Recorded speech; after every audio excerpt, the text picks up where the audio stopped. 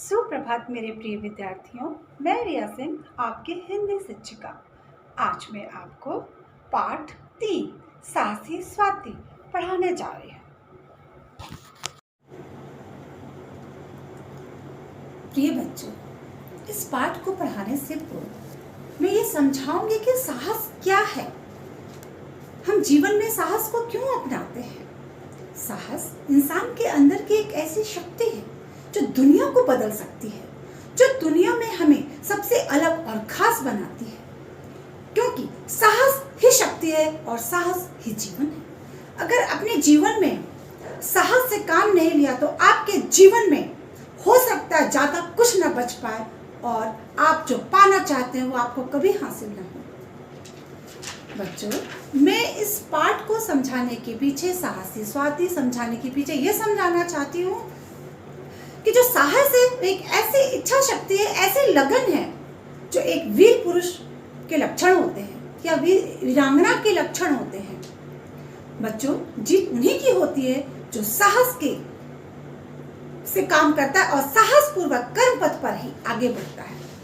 साहसी मनुष्य प्रतिकूल परिस्थितियों को भी अनुकूल करके विजयश्री का वर्ण करता है। संसार के इतिहास में ऐसे वीरों के नाम भरा पड़ा है जिन्होंने समय की छाती पर अपने साहस की मुहर लगा दी है।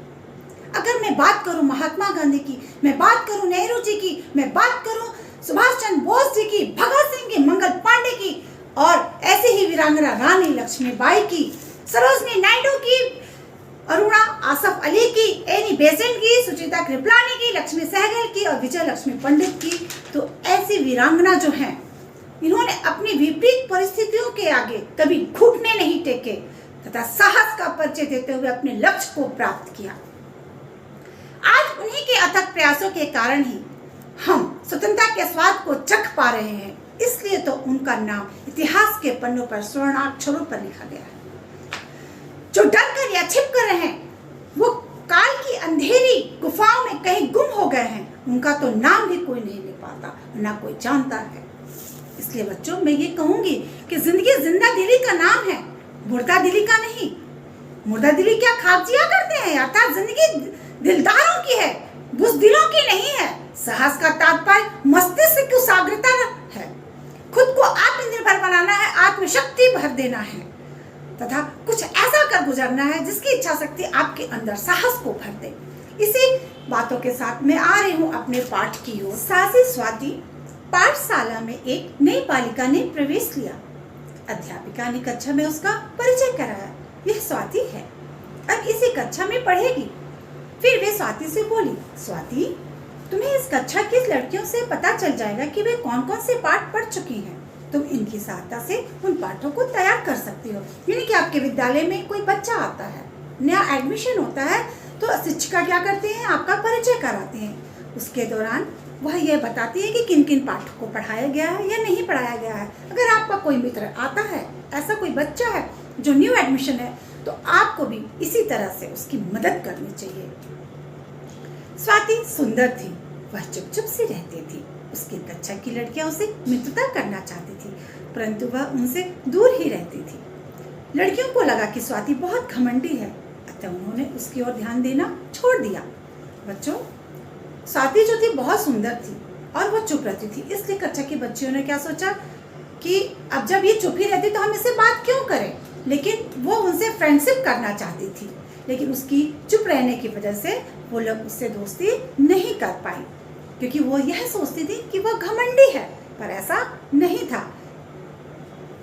एक दिन पाठशाला में बच्चों को पिकनिक पर ले जाने का निश्चय किया गया। पिकनिक का स्थान एक झील को चुना गया। झील का वातावरण बहुत आकर्षक था। पहाड़ी स्थान और फूलों की भरमार इस स्थल की सुंदरता में चार चांद लगा रहे थे। तो शिक्षिका और बच्चों ने सबने प्लान किया कि हम एक दिन पिकनिक पे चलते हैं। उसके लिए उन्होंने झील को चुना और जो झील का दृश्य था वो काफी आकर्षक था और पहाड़ी स्थान, फूलों की घाटियां उसको चार चांद लगा रही थी, सुंदरता को बढ़ा रही थी। तो पिकनिक के लिए किसे चुना गया था? झील को। अन्य लड़कियों ने सोचा कि स्वाति पिकनिक पर नहीं जाएगी, परंतु पिकनिक के दिन स्वाति ही सबसे पहले विद्यालय के द्वार पर खड़ी थी। सभी लड़कियों और अध्यापिका बस में बैठकर पिकनिक स्थल पहुंच गई। अच्छा स्थान देखकर अध्यापिका ने दरिया बिछा दी। कुछ लड़कियां वहां बैठकर हंसी मजाक करने लगी और कुछ घूमने निकल गईं। स्वाति आज भी अपनी सहपाठिन से अलग अकेली घूम रही थी। वह एक फूल के पौधे के पास बैठ गई। अचानक धप की आवाज हुई, एक चीख गूंज उठी। स्वाति उठकर तेजी से आवाज की ओर दौड़ी तो वहां उस पिकनिक पर क्या हुआ, एक जो बच्ची थी वो गिर गई थी। कहाँ गिर गई थी? झील में। और स्वाति रोज की तरह वो अकेले ही कहीं फूलों के पास घूम रही थी। तो जैसे ही उसने ये आवाज सुनी वो तुरंत वहां पर दौड़कर पहुंची। झील के किनारे उसे एक लाल कपड़ा दिखाई दिया। वह उधर ही दौड़ने लगी। झील के पास पहुंचते ही उसे बचाओ बचाओ की आवाज सुनाई दी। तो जैसे ही वो वहां पहुंची उसे एक क्या दिखाई दिया? लाल कपड़ा। वह उधर ही दौड़ने लगी और झील के पास पहुंचते ही उसे सुनाई क्या दी? बचाओ बचाओ की आवाज सुनाई दी। उसने देखा कि उसकी कक्षा की एक लड़की नीरू झील में गिर पड़ी है। झील में उस स्थान पर पानी कम था, कीचड़ अधिक थी। वह भाग दलदल बना हुआ था। वहां पहुंचकर स्वाति ने नीरू से कहा, नीरू घबराओ मत, मैं अभी किसी को बुला लाती हूँ।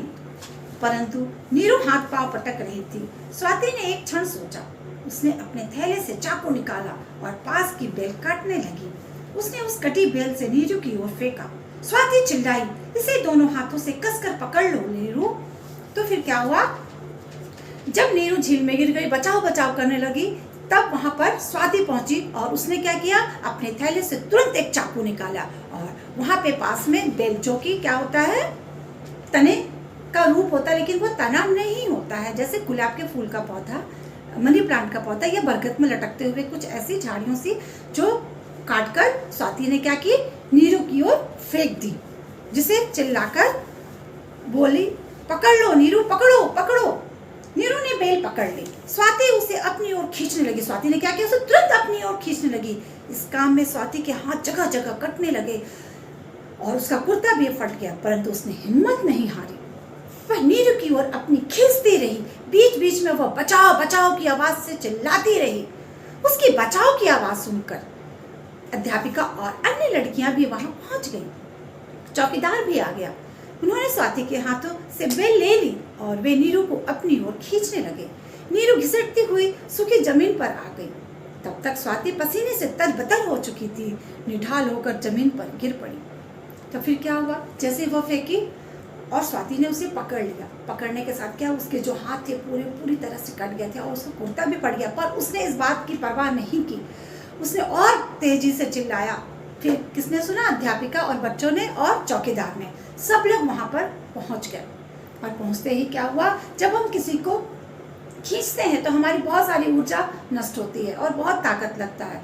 तो स्वाति भी जब नीरू को खींच रही थी तो बहुत सारी उसकी ऊर्जा नष्ट हो चुकी थी और वो बहुत पूरी तरह से थक चुकी थी और थक कर बेहोश होकर, निढाल होकर वो कहाँ गिर गई? धरती पर। अध्यापिका ने स्वाति के मुंह पर पानी की छींटे मारे, तब वो होश में आई। सभी लड़कियां और अध्यापिका स्वाति को प्रशंसा की दृष्टि से देख रही थी। अध्यापिका ने स्वाति को शाबाशी दी। नीरू ने स्वाति को धन्यवाद देते हुए कहा, आज तुम न होती तो मैं प्राणों से हाथ धो बैठती।